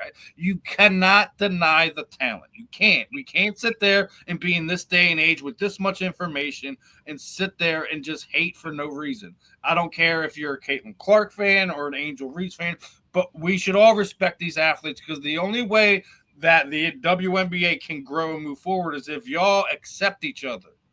You have to. 100%. And I don't know if you've seen this. You seen which Eagles already picked up the Sophie Cunningham jersey, AJ Dillon. So like they are becoming way more popular Yes, and that's how you grow it. This train that you're on. Don't be sitting there continually, abusing Caitlin Clark on the court like she just said something about your mama. I don't care if she did say something about your mama. That if you're a part of them, she's the golden goose, and she's not. Yes, she is not the only reason, but she's the reason right now why you're getting. Yes. And you're supposed to ride that wave. You're supposed to be able to say, "Hey, man, we need something that's not gimmickly. We need something that's authentic. We need something that's real." That's Caitlin Clark. Okay, so how do we embrace her more? Well, I think we already embracing her. Nope, we got to do more of it. There are people who didn't know who Patrick Mahomes was as a football player. That's why you give him a national commercial with his helmet off, saying his name out loud continuously through the commercial so he can become a household name. You become a household name, not just what you do athletically, but what you do outside of your sport. If people say that's not true, why LeBron do commercials? Huh? Why do Tom Brady do commercials? Why do the Mannings do commercials? Because they want to be in people's living rooms, on people's phones and tablets. They want to be everywhere you are because their playing days are over. There are people that don't even know that Michael Strahan played football because they saw him on Good Morning America or Kelly and Michael. Why does he do that? Because I want my brand to transcend the sport. I got introduced to the world through the sport. So I got to take my best and I got to put money behind them. I got to put marketing behind them. I got to put things behind them, a plan behind them. There's a plan when it comes to Caitlin. There's a plan. I just saw the Netflix special with Shaq and AI, the president and vice president of Reebok. Who they signed? Angel Reese. Why? They need women. They need to be able to bring a face, a talent, and a social media icon, influencer to the. They couldn't afford Caitlin. Caitlin's with Nike. That's fine. But they told Angel, get your shoe. It's your own shoe. Because here's the thing about Reebok. See, man, you remember this? I remember when Reebok made NFL jerseys. They used to make them. Got bought out. I remember when AI made Reebok, one of the most sought after shoe with the answer. Nobody wore the Shaqs. I love you, Shaq, but yeah, no one wore the Shaqs. We wore the AI3, right? The AI3 was the most popular one. Exactly. The 3 Reeboks everybody wore. You wore the AIs, you wore the Reebok Classics, and you wore the pumps. You'll wear the pumps with the little basketball on it. That's it. I don't remember many Reeboks outside of it. The AIs, the pumps, and the Classics. Sorry, Shaq, I wouldn't know what your Reebok looked like. If they gave it to me, I'll put it in like a little glass case or something, but I don't need nobody. I know you got the Shaq, logo, but it's like you said, Steven. Your best player, get behind them, and act like if we're a radio station, and just say we are part of a radio station that got a name on. If this is the Steven Reich. If the Steven Rychel morning show is the number one radio show, I say that on my show. Is to make sure you guys tune in every day at 11 o'clock. That's not hating. That's what's pushing the network. He's pushing the network. Ben, why you keep saying Steven name? Because I want him to associate me with him, us with the network, aka more advertising dollars, more marketing. Like, people are crazy. Listen, make life easy on yourself. Get behind the best player, whether you like him. Here's the thought. If you don't like Caitlin being the best player, become the best player. And they'll get behind you. But if you're not that, get behind her. Asia, she re-signed with Nike because she's the best player in basketball. Caitlin signed with Nike because she was the best player coming out of the draft, right? People say, why didn't they give Angel Reese a deal? Because in their mind, her brand wasn't bigger than Caitlin's. If you don't believe me, how many players? It's crazy because I don't know. Like, we're talking about crazy comments and stuff. Like, did you see what Joy Taylor said? No. I know it said that she's gonna die on this hill that we aren't talking about Caitlin Clark because of this moment when LSU wanted to win in the national championship and I don't necessarily agree with that. I think that Caitlin was already on her trajectory and. Her first few weeks in the WNBA, she was on the scene. She was a superstar, and they knew that they had a superstar. Now, obviously, all the stuff has happened since then. It has happened, but I don't necessarily think that moment is that hill that you actually want to die on. I think we're still talking about Caitlin Clark the way we're talking about Caitlin Clark without that moment. Absolutely. I mean, we're talking about Caitlin Clark for the many moments that she had in college basketball and the moments that she continues to have in WNBA. We're talking about Angel Reese because she won a national championship, because she was, a first round pick, because she is playing better. To try to pinpoint why we're not talking about a person when Joy Taylor knows that's not true, analysts of the WNBA know that's not true, onlookers and enthusiasts of the WNBA know that's not true. Stop looking for a reason to validate. Once again, you're looking for a reason to validate how you feel, not what it is. It's a difference in how you feel and what's real. And to keep it real, when Dwight Howard is making fun of Angel Reese by saying she get more rebounds, getting her own rebounds, but you're talking about it though. Sometimes listen. I either want coverage or not. All coverage ain't favorable. All coverage ain't endearing. Are we talking about you?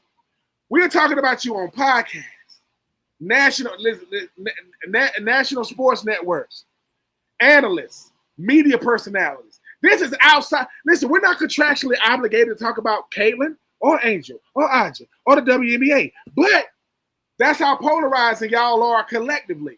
But if you don't embrace your most important player, it makes your entire league look gimmicky. It's going to validate people who already don't like women's sports. I don't understand that. It's going to validate people that think WNBA is a waste. But you don't want to validate those people. You want to show people, man, we can get behind our best player. I remember when Mike Trout was the best player in baseball. No, and he had Shohei Ohtani on his team, and then Shohei took it to another level. Shohei said, look, man, let's go to a team that can win the whole thing. He goes to the Dodgers. What happens? Oh, World Series champs.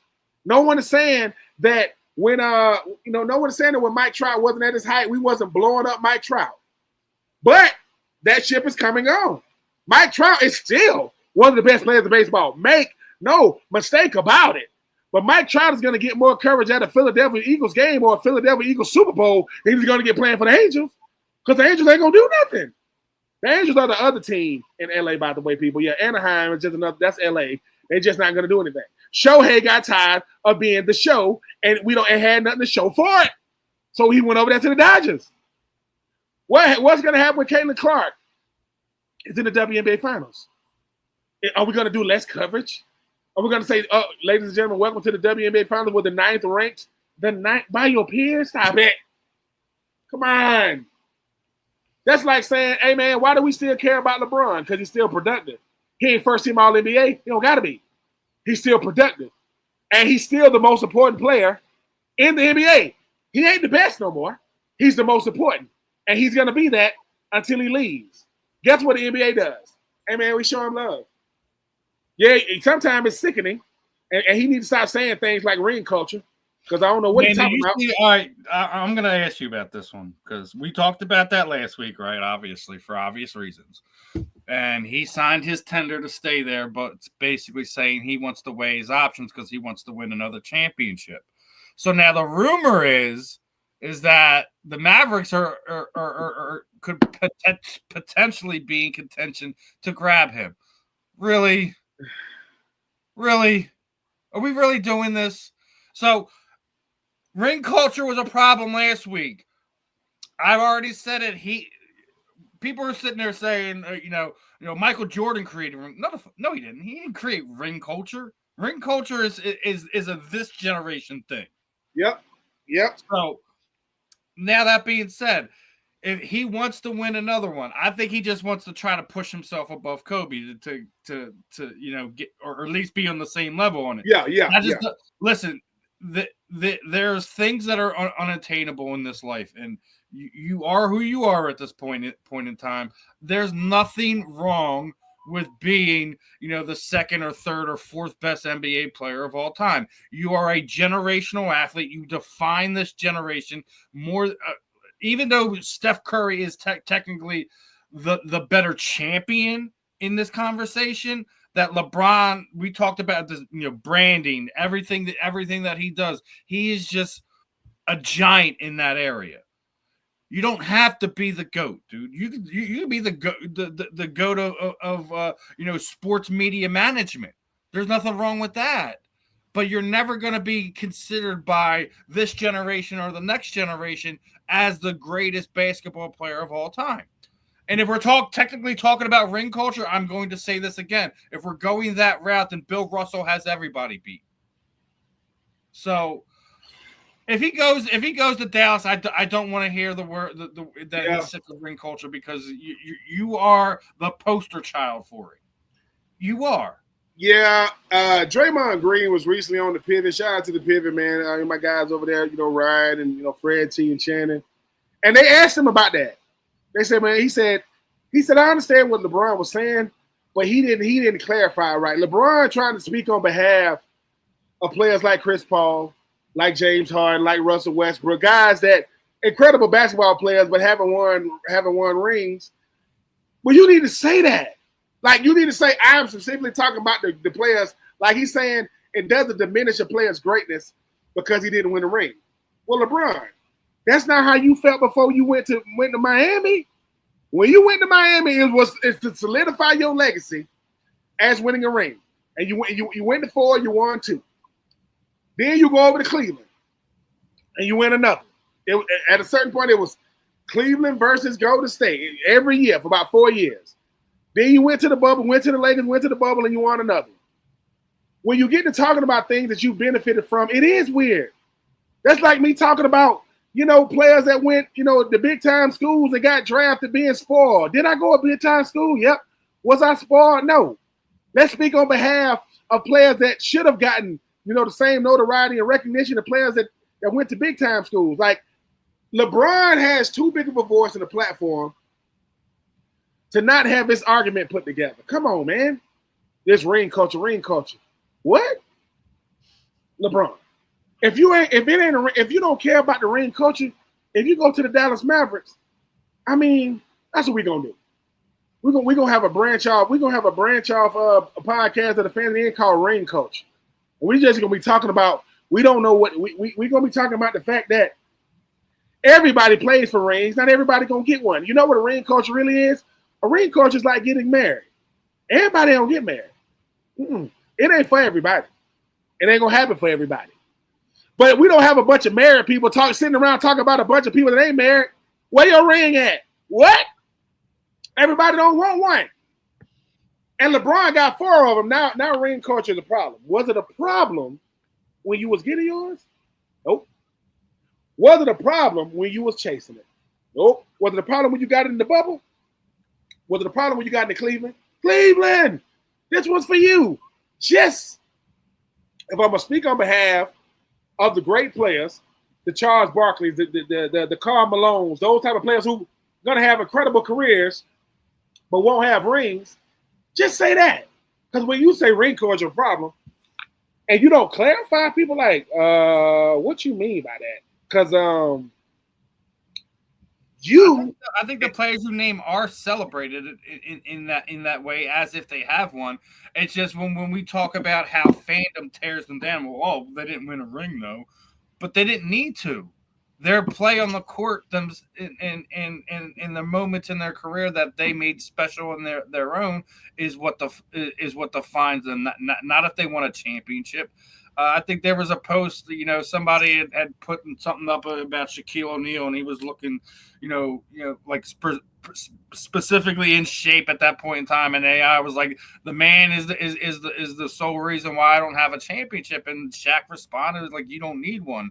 You were a first ballot Hall of Famer in my book. So I mean, and they was a. I want to say, wasn't it? I want to say it was Yao Ming, Shaq, and AI. They got voted in the same thing. But you just said it though, Steven. Pound for pound, the best basketball player to ever pick up a basketball is AI. Pound for pound, he is the best you will ever see.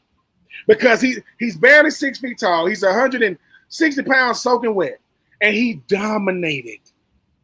And I think his rookie season when he crossed over Mike. Man, All LeBron had to say was, icons don't need rings. I know we live in a ring culture now the way it's about chasing rings. I chase rings. I got mine. But and I know I'm the wrong ambassador to be saying this. But a ring is a team concept. You will not get it without a team. Scottie Pippen is the best, the greatest number 2 you ever. He's the greatest Robin there is. He's the greatest one. Even he had to come around after the Last Dance saying dumb stuff like, well, I never thought that Michael was the best. Shut up, Scottie. What are you talking about? People saying, well, Michael Jordan never won nothing without Scottie, and Scottie never won anything without Mike. Remember when Mike went back to baseball? You know whose shoes Scottie Pippen was wearing? Jordans. I'm going to wear his shoe. All we got to do when you're going to speak, listen. Can tall people speak on behalf of short people? Yeah. It's weird, but yeah. But guess who can speak on behalf of people? People themselves. If you're going to bring up something about ring culture, knowing people going to say, who said that, LeBron? Turn the TV off. Turn it off. Because they know it's rooted in ridiculousness. LeBron, you are solidified. The reason why they won't do a Mount Rushmore, because it's hard to pick 4 guys. It's going to be extremely hard to pick 4. Extremely hard. You're one of those 4, though. You're going to be one of those 4 for what you meant to the game of basketball. That's it.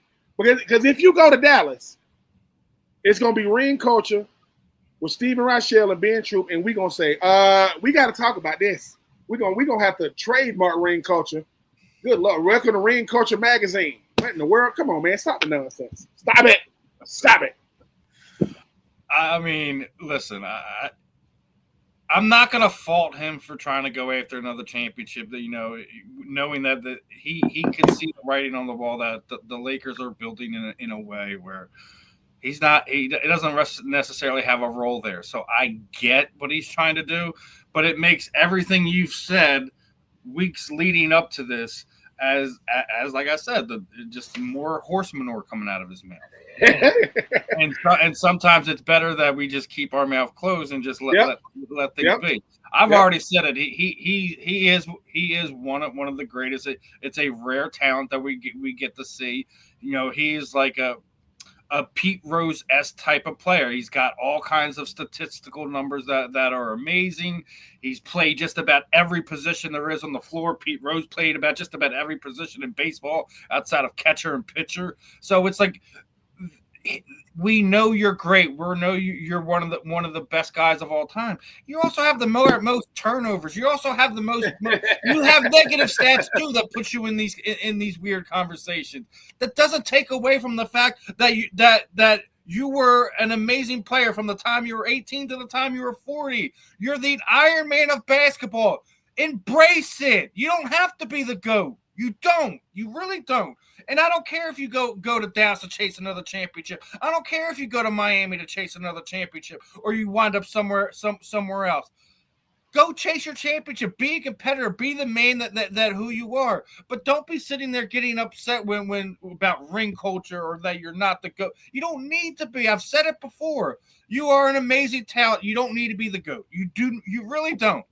And it shouldn't matter if you are or not or perceived that way. You are one of the greatest basketball players of the last 10 years. Period. You made a mark on this sport that nobody can deny or take away from you. Period. Let it be enough. You're a billionaire. You're a billionaire. You 4th all time in assists. You got most points all time. You got 4 championships. You got about 3 gold medals. What do you want? LeBron. He wants it all, and he wants it now. We're down to the last minute or so, but like it's always a fun one on here. Like we always wind up running out of time in topics and things we want to talk about, and didn't quite get to a few more. Hell, we didn't even get to touch on SGA wound up signing the biggest freaking contract I've ever seen a player get after an NBA final. So I mean, kudos to him. We're gonna be back later on this week. I'm going to be finishing up holding the fort down for Scott and Candy. They should be getting back here soon. But more craziness going on here on the South Florida Tribune. And Ben, final words, brother. Man, it's always a pleasure being on with you, Shane. Thank you for coming through, sir. And hey, man, we're gonna keep on breaking you guys the content. Keep listening, like, share, subscribe. We appreciate y'all. We do appreciate you. Appreciate all the people in the chat room, all the people who sit down there with us early in the early morning and listen to us. But other than that, this is another fun one of The Fan in the End. I'm Steve. He's Ben. We'll catch you guys on the rebound. Peace out, my friends.